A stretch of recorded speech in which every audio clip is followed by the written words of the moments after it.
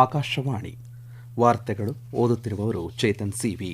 ಮುಖ್ಯಾಂಶಗಳು: ಮಧ್ಯಪ್ರದೇಶದ ಓಂಕಾರೇಶ್ವರದಲ್ಲಿಂದು ನಡೆಯಲಿರುವ ಅಂತಾರಾಷ್ಟ್ರೀಯ ಸಿಕಲ್ ಸೆಲ್ ದಿನಾಚರಣೆಯಲ್ಲಿ ರಾಷ್ಟ್ರಪತಿ ದ್ರೌಪದಿ ಮುರ್ಮು ಭಾಗಿ. ಪ್ರಧಾನಮಂತ್ರಿ ವಿಕಸಿತ ಭಾರತ್ ಉದ್ಯೋಗ ಯೋಜನೆಯಡಿ ಇಂದು ಪ್ರಧಾನಿ ಅವರಿಂದ ಪ್ರೋತ್ಸಾಹ ಧನ ವಿತರಣೆ. ಭಾರತ ನಾವೀನ್ಯತೆ ಮತ್ತು ತಂತ್ರಜ್ಞಾನದ ಜಾಗತಿಕ ಕೇಂದ್ರ, ಪ್ರಧಾನಿ ನರೇಂದ್ರ ಮೋದಿ ಅಭಿಮತ. ನೀಟ್ ಯುಜಿ ಮರುಪರೀಕ್ಷಾ ಸಿದ್ಧತೆಗಳ ಕುರಿತು ಶಿಕ್ಷಣ ಸಚಿವ ಧರ್ಮೇಂದ್ರ ಪ್ರಧಾನ್ ಅಧ್ಯಕ್ಷತೆಯಲ್ಲಿ ಉನ್ನತ ಮಟ್ಟದ ಪರಿಶೀಲನಾ ಸಭೆ. ಎಫ್ಐಎಚ್ ವುಮೆನ್ಸ್ ನೇಷನ್ ಕಪ್ ಉರುಗ್ವೆಯನ್ನು 3-2 ಅಂತರದಿಂದ ಪರಾಭವಗೊಳಿಸಿದ ಭಾರತಕ್ಕೆ ಎ ಗುಂಪಿನಲ್ಲಿ ಅಗ್ರಸ್ಥಾನ. ವಾರ್ತೆಗಳ ವಿವರ. ರಾಷ್ಟ್ರಪತಿ ದ್ರೌಪದಿ ಮುರ್ಮು ಅವರು ಇಂದು ಮಧ್ಯಪ್ರದೇಶದ ಓಂಕಾರೇಶ್ವರದಲ್ಲಿ ಅಂತಾರಾಷ್ಟ್ರೀಯ ಸಿಕಲ್ ಸೆಲ್ ದಿನದ ಅಂಗವಾಗಿ ನಡೆಯುವ ಕಾರ್ಯಕ್ರಮದಲ್ಲಿ ಭಾಗಿಯಾಗಲಿದ್ದಾರೆ. ನಂತರ ಅವರು ಒಡಿಶಾದ ರಾಯ್ ರಂಗಪುರಕ್ಕೆ ಭೇಟಿಯನ್ನು ನೀಡಲಿದ್ದು ಹಲವು ಅಭಿವೃದ್ಧಿ ಯೋಜನೆಗಳನ್ನು ಉದ್ಘಾಟನೆ ಮಾಡಲಿದ್ದಾರೆ.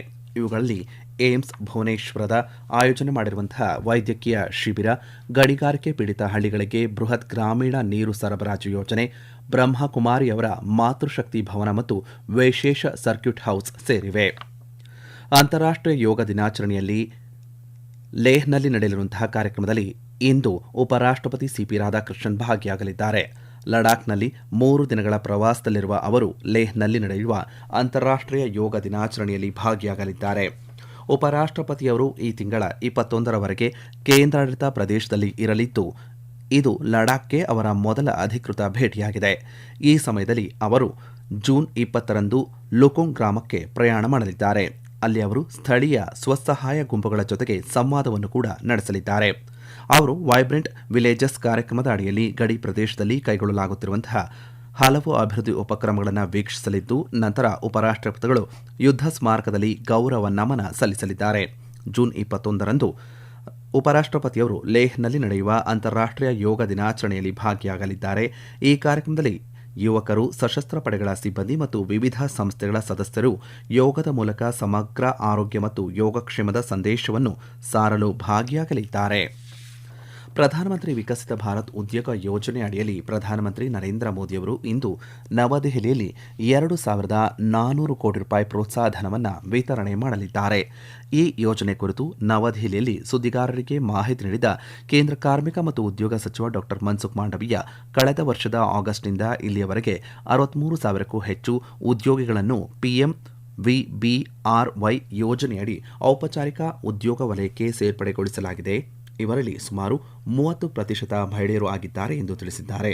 ಈ ಯೋಜನೆಯಡಿ ಪ್ರೋತ್ಸಾಹ ಧನ ಪಡೆದಿರುವ ಸಂಸ್ಥೆಗಳಲ್ಲಿ 80%ಕ್ಕೂ ಹೆಚ್ಚು ಸಂಸ್ಥೆಗಳು 25ಕ್ಕಿಂತ ಕಡಿಮೆ ಕಾರ್ಮಿಕರನ್ನು ಹೊಂದಿರುವ ಸಣ್ಣ ಉದ್ಯಮಗಳಾಗಿವೆ. ಮೊದಲ ಸರ್ಕಾರಿ ಉದ್ಯೋಗವನ್ನು ಪಡೆಯುವ ಯುವ ಜನರಿಗೆ 15,000 ರೂಪಾಯಿವರೆಗೆ ಪ್ರೋತ್ಸಾಹ ಧನವನ್ನು 2 ಕಂತುಗಳಲ್ಲಿ ನೀಡಲಾಗುವುದೆಂದು ಸಚಿವರು ಮಾಹಿತಿ ನೀಡಿದ್ದಾರೆ. ಈ ಕಾರ್ಯಕ್ರಮದ ವೇಳೆ 15 ಲಕ್ಷಕ್ಕೂ ಹೆಚ್ಚು ಫಲಾನುಭವಿಗಳ ಖಾತೆಗಳಿಗೆ ನೇರ ಹಣ ವರ್ಗಾವಣೆ ಮೂಲಕ ಪ್ರೋತ್ಸಾಹ ಧನ ಜಮಾ ಮಾಡಲಾಗುವುದು ಎಂದು ಸಚಿವ ಮನ್ಸುಖ್ ಮಾಂಡವೀಯ ತಿಳಿಸಿದ್ದಾರೆ. ಪ್ಯಾರಿಸ್ನಲ್ಲಿ ನಡೆದಂತಹ ವಿವಾಟೆಕ್ 2026ರಲ್ಲಿ ಭಾರತವನ್ನು ನಾವೀನ್ಯತೆ ಮತ್ತು ತಂತ್ರಜ್ಞಾನದ ಜಾಗತಿಕ ಕೇಂದ್ರವಾಗಿ ಪ್ರಧಾನಿ ನರೇಂದ್ರ ಮೋದಿ ಪ್ರಸ್ತುತಪಡಿಸಿದ್ದಾರೆ. ಪ್ಯಾರಿಸ್ನಲ್ಲಿ ನಡೆದಂತಹ ವಿವಾಟೆಕ್ 2026 ಶೃಂಗಸಭೆಯನ್ನು ಉದ್ದೇಶಿಸಿ ಮಾತನಾಡಿದ ಅವರು ಭಾರತವನ್ನು ನಾವೀನ್ಯತೆ ಮತ್ತು ತಂತ್ರಜ್ಞಾನದ ಜಾಗತಿಕ ಕೇಂದ್ರ ಬಿಂದುವಾಗಿ ಬಿಂಬಿಸಿದ್ದಾರೆ. ಕಳೆದ ದಶಕದಲ್ಲಿ ಭಾರತವು ತಂತ್ರಜ್ಞಾನದಿಂದ ನಡೆಸಲ್ಪಡುವಂತಹ ಪರಿವರ್ತನೆಯ ಮೂಲಕ ಸಾಗುತ್ತಿದೆ. ಭಾರತವು ಆರ್ಥಿಕ ಸೇರ್ಪಡೆ, ಶಿಕ್ಷಣ, ಟೆಲಿಮೆಡಿಸಿನ್, ಕೃಷಿ ಮತ್ತು ಇನ್ನೂ ಇತರ ಕ್ಷೇತ್ರಗಳಲ್ಲಿ ತಂತ್ರಜ್ಞಾನವನ್ನು ಬೃಹತ್ ಪ್ರಮಾಣದಲ್ಲಿ ಬಳಸುತ್ತಿದೆ ಎಂದು ಹೇಳಿದ್ದಾರೆ. ಭಾರತವು ವಿಶ್ವದ ಅತಿದೊಡ್ಡ ಡಿಜಿಟಲ್ ಗುರುತಿನ ವ್ಯವಸ್ಥೆ ಮತ್ತು ವಿಶ್ವದ ಅತಿದೊಡ್ಡ ಡಿಜಿಟಲ್ ಪಾವತಿ ವೇದಿಕೆಯನ್ನು ರಚಿಸಿದೆ.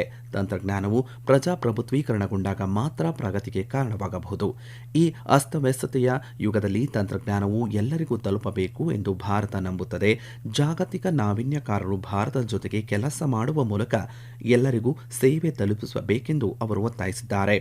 ಎರಡೂ ದೇಶಗಳ ನಡುವಿನ ಆರ್ಥಿಕ ಮತ್ತು ತಾಂತ್ರಿಕ ಸಹಕಾರವನ್ನು ಗಾಢವಾಗಿಸಲು ಅವರು ಪ್ರಮುಖ ಫ್ರೆಂಚ್ ವ್ಯಾಪಾರ ನಾಯಕರೊಂದಿಗೆ ಸಭೆಗಳನ್ನು ಕೂಡ ನಡೆಸಿದರು. ಹಣಕಾಸು, ಶಿಕ್ಷಣ, ಆರೋಗ್ಯ, ರಕ್ಷಣೆ ಮತ್ತು ಕೃಷಿಯಂತಹ ಕ್ಷೇತ್ರಗಳಲ್ಲಿ ಭಾರತದ ತ್ವರಿತ ಡಿಜಿಟಲ್ ರೂಪಾಂತರ ಮಹತ್ತರ ಪ್ರಭಾವವನ್ನು ಬೀರಿದೆ. ಯುಪಿಐ ಈಗ ವಿಶ್ವದ ನೈಜ ಸಮಯದ ಡಿಜಿಟಲ್ ವಹಿವಾಟುಗಳಲ್ಲಿ ಅರ್ಧದಷ್ಟು ಪಾಲನ್ನು ಹೊಂದಿದ್ದು, ಫ್ರಾನ್ಸ್ನಲ್ಲಿಯೂ ಲಭ್ಯವಿದೆ ಎಂದು ಅವರು ತಿಳಿಸಿದ್ದಾರೆ. ಈ ವಾರ್ತೆಯನ್ನು ಆಕಾಶವಾಣಿಯಿಂದ ಕೇಳುತ್ತಿದ್ದೀರಿ. ನಮ್ಮ ಎಲ್ಲಾ ರಾಷ್ಟ್ರೀಯ ವಾರ್ತೆಗಳು ಹಾಗೂ ಪ್ರದೇಶ ಸಮಾಚಾರ ಈಗ ಆಕಾಶವಾಣಿ ನ್ಯೂಸ್ ಕನ್ನಡ ಯೂಟ್ಯೂಬ್ ಚಾನೆಲ್ನಲ್ಲಿ ಲಭ್ಯ. ನಮ್ಮ ಎಕ್ಸ್ ಖಾತೆ ಮತ್ತು ಇನ್ಸ್ಟಾಗ್ರಾಂ ಖಾತೆ ಆಕಾಶವಾಣಿ ನ್ಯೂಸ್ ಕನ್ನಡ. ಹೆಚ್ಚಿನ ಮಾಹಿತಿಗಾಗಿ ನಮ್ಮ ಫೇಸ್ಬುಕ್ ಖಾತೆ AIR ಕನ್ನಡ ನ್ಯೂಸ್ ಅನುಸರಿಸಿ. ಮಾಹಿತಿಯ ಹೂರಣ ವಾರದ ಕಾರ್ಯಕ್ರಮ ಪ್ರಚಲಿತ ವಿದ್ಯಮಾನ ಪ್ರತಿ ಬುಧವಾರ 9:15.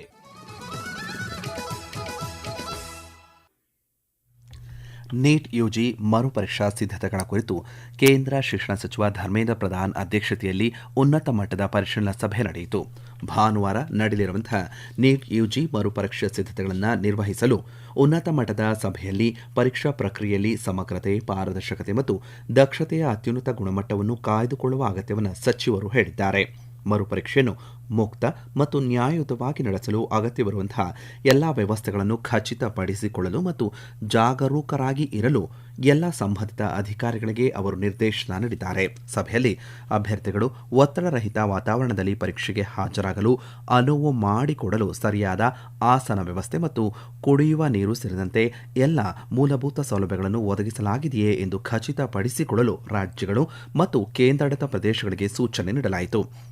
ರಾಜ್ಯಗಳು ಮತ್ತು ಕೇಂದ್ರಾಡಳಿತ ಪ್ರದೇಶಗಳು, ಕೇಂದ್ರ ಅನುದಾನಿತ ಸಂಸ್ಥೆಗಳು ಮತ್ತು ಉನ್ನತ ಶಿಕ್ಷಣ ಸಂಸ್ಥೆಗಳ ಪ್ರತಿನಿಧಿಗಳು ಮರುಪರೀಕ್ಷೆಯನ್ನು ಸುಗಮ ಮತ್ತು ಪಾರದರ್ಶಕವಾಗಿ ನಡೆಸಲು ಸಂಪೂರ್ಣ ಸಹಕಾರವನ್ನು ಭರವಸೆಯನ್ನು ನೀಡಿವೆ. ಪ್ರಧಾನಮಂತ್ರಿ ನರೇಂದ್ರ ಮೋದಿಯವರು ಪಶ್ಚಿಮ ಬಂಗಾಳದ ಹೂಗ್ಲಿ ಜಿಲ್ಲೆಯ ತಾರಕೇಶ್ವರದಲ್ಲಿ ನಾಳೆ ಪ್ರಧಾನಮಂತ್ರಿ ಕಿಸಾನ್ ಸಮ್ಮಾನ್ ನಿಧಿ ಯೋಜನೆಯ 23ನೇ ಕಂತನ್ನು ಬಿಡುಗಡೆ ಮಾಡಲಿದ್ದಾರೆ. ದೇಶದಾದ್ಯಂತ 9.44 ಕೋಟಿಗೂ ಹೆಚ್ಚು ರೈತರ ಬ್ಯಾಂಕ್ ಖಾತೆಗಳಿಗೆ 18,880 ಕೋಟಿ ರೂಪಾಯಿಗಳನ್ನು ನೇರವಾಗಿ ವರ್ಗಾವಣೆ ಮಾಡಲಾಗುವುದು. 2.18 ಕೋಟಿಗೂ ಹೆಚ್ಚು ಮಹಿಳಾ ರೈತರು ಸಹ ಈ ಕಂತಿನ ಪ್ರಯೋಜನ ಪಡೆಯುತ್ತಾರೆ.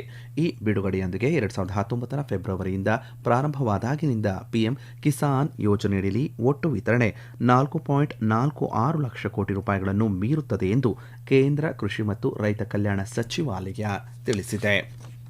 ಕೇಂದ್ರ ಕೃಷಿ ಮತ್ತು ರೈತ ಕಲ್ಯಾಣ ಸಚಿವ ಶಿವರಾಜ್ ಸಿಂಗ್ ಚೌಹಾಣ್ ಅವರು 4 ರಾಜ್ಯಗಳಿಗೆ ಕನಿಷ್ಠ ಬೆಂಬಲ ಬೆಲೆ ಯೋಜನೆಯಲ್ಲಿ ದ್ವಿದಳ ಧಾನ್ಯಗಳು ಮತ್ತು ಎಣ್ಣೆ ಬೀಜಗಳ ಬೃಹತ್ ಪ್ರಮಾಣದ ಖರೀದಿಗೆ ಅನುಮೋದನೆ ನೀಡಿದ್ದಾರೆ.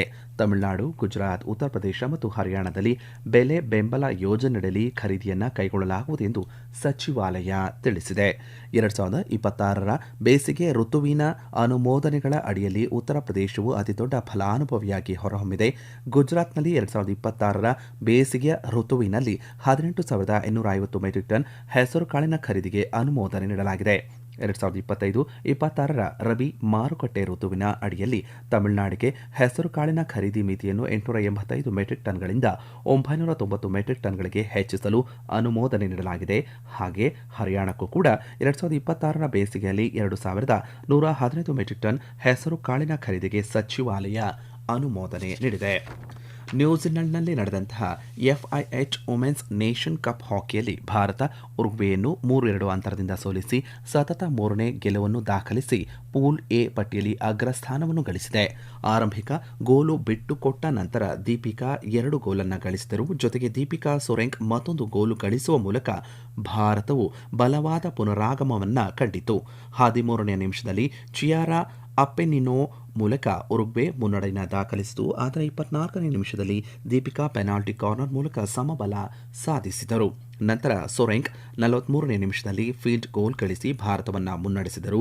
ಉರುಗ್ವೆ ನಾಯಕಿ ಮ್ಯಾನ್ಯುಯೆಲಾ ವಿಲಾರ್ 55ನೇ ನಿಮಿಷದಲ್ಲಿ ಸಮತೋಲನವನ್ನು ಪುನಃಸ್ಥಾಪಿಸಿದರು. ಆದರೆ ದೀಪಿಕಾ 1 ನಿಮಿಷದ ನಂತರ ಮತ್ತೆ ಗೋಲು ಗಳಿಸಿ ಭಾರತಕ್ಕೆ ಜಯ ತಂದುಕೊಟ್ಟರು. 3 ಪಂದ್ಯಗಳಲ್ಲಿ 3 ಗೆಲುವಿನ ಜೊತೆಗೆ ಭಾರತವು ಪೂಲ್ ಎ ಸ್ಥಾನದಲ್ಲಿ ಅಗ್ರಸ್ಥಾನವನ್ನು ಪಡೆದು ಸೆಮಿಫೈನಲ್ಗೆ ಪ್ರವೇಶವನ್ನು ಪಡೆದಿದೆ. ನಾಳೆ ಭಾರತದ ವನಿತೆಯರ ತಂಡ ಚಿಲಿ ತಂಡವನ್ನು ಎದುರಿಸಲಿದೆ. ಕೊನೆಯಲ್ಲಿ ಮತ್ತೊಮ್ಮೆ ಮುಖ್ಯಾಂಶಗಳು. ಮಧ್ಯಪ್ರದೇಶದ ಓಂಕಾರೇಶ್ವರದಲ್ಲಿಂದು ನಡೆಯಲಿರುವ ಅಂತಾರಾಷ್ಟ್ರೀಯ ಸಿಕಲ್ ಸೆಲ್ ದಿನಾಚರಣೆಯಲ್ಲಿ ರಾಷ್ಟ್ರಪತಿ ದ್ರೌಪದಿ ಮುರ್ಮು ಭಾಗಿ. ಪ್ರಧಾನಮಂತ್ರಿ ವಿಕಸಿತ ಭಾರತ್ ಉದ್ಯೋಗ ಯೋಜನೆಯಡಿ ಇಂದು ಪ್ರಧಾನಿ ಅವರಿಂದ ಪ್ರೋತ್ಸಾಹ ಧನ ವಿತರಣೆ. ಭಾರತ ನಾವೀನ್ಯತೆ ಮತ್ತು ತಂತ್ರಜ್ಞಾನದ ಜಾಗತಿಕ ಕೇಂದ್ರ, ಪ್ರಧಾನಿ ನರೇಂದ್ರ ಮೋದಿ. ನೀಟ್ ಯುಜಿ ಮರುಪರೀಕ್ಷಾ ಸಿದ್ಧತೆಗಳ ಕುರಿತು ಶಿಕ್ಷಣ ಸಚಿವ ಧರ್ಮೇಂದ್ರ ಪ್ರಧಾನ್ ಅಧ್ಯಕ್ಷತೆಯಲ್ಲಿ ಉನ್ನತ ಮಟ್ಟದ ಪರಿಶೀಲನಾ ಸಭೆ. ಎಫ್ಐಎಚ್ ವುಮೆನ್ಸ್ ನೇಷನ್ ಕಪ್ ಉರುಗ್ವೆಯನ್ನು 3-2 ಅಂತರದಿಂದ ಪರಾಭವಗೊಳಿಸಿದ ಭಾರತಕ್ಕೆ ಎ ಗುಂಪಿನಲ್ಲಿ ಅಗ್ರಸ್ಥಾನ. ಇಲ್ಲಿಗೆ ವಾರ್ತಾ ಪ್ರಸಾರ ಮುಕ್ತಾಯವಾಯಿತು. ನಮ್ಮ ಮುಂದಿನ ವಾರ್ತಾ ಪ್ರಸಾರ ಮಧ್ಯಾಹ್ನ 12 ಗಂಟೆಗೆ.